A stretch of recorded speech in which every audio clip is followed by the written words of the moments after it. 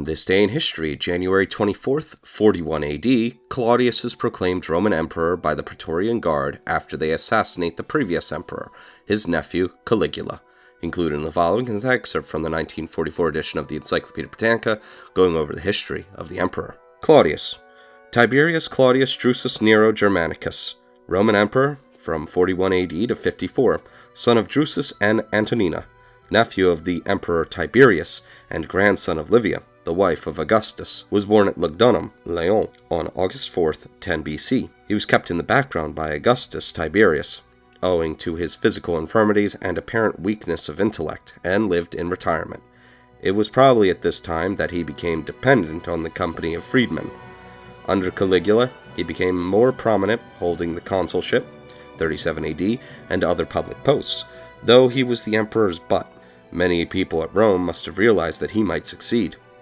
On the murder of Caligula, Claudius, though not of the Julian gens, was made emperor by the Praetorians, who were rewarded with a large donative and were probably increased in number. Claudius, though abnormal, was by no means the idiot that our hostile sources would suggest. Despite his pedantry, he had a certain shrewdness and wished to govern well. In the earlier part of his reign, he extended the boundaries of the empire. Mauretania was subdued and annexed in 43, and in the same year Claudius himself took part in the famous expedition to Britain, which gave the Romans a footing in the south of the island. In 44, Judea, which had been entrusted to King Agrippa, was made once more a province, and in 46 the same fate overtook the client kingdom of Thrace. In his dealings with the provincials, Claudius, despite senatorial opposition, reverted to Julius Caesar's liberal policy. We possess part of this speech proposing that the chieftains of the Aedawi should be admitted to the Senate, and his edict conferring citizenship on the Anuani. A large number of municipa and colonies in the provinces owe their origins to Claudius. The reign of Claudius is marked by the development of the emperor's personal service. There was an extension of procuratorial government in the provinces, i.e. Thrace, Mauretania, and Judea, and the provincial procurators were granted jurisdiction equal to that of the emperor in all cases relating to the fiscus.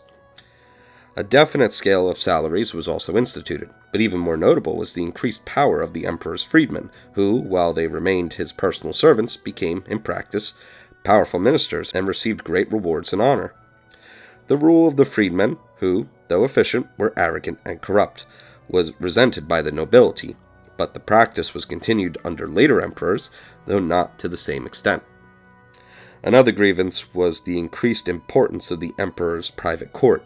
Under Augustus and Tiberius, its use had been restricted to certain cases of majestas, but Claudius had a passion for acting as judge.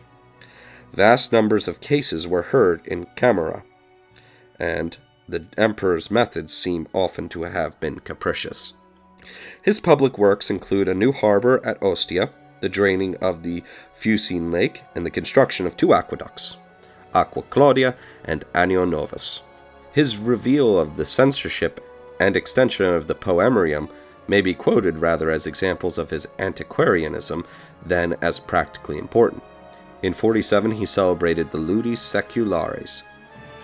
In the latter part of his reign, his government degenerated, and he fell entirely under the influence of his favorites and his womankind. He had married, as his third wife, Messalina, who in 47, if we are to believe Tacitus, actually went through a form of marriage with Silius, unknown to Claudius. Narcissus brought about her execution, and at the prompting of Pallas, the Aenationibus, Claudius married his niece Agrippina, a marriage which shocked Roman sentiment. She induced him to set aside his own son, Britannicus, and to adopt as her heir Nero, her son by a former marriage. Claudius died suddenly in 54, poisoned, according to Tacitus, by Agrippina. He was deified, but Seneca's attire, the Apocalyptosyntosis, expresses the relief felt at his death.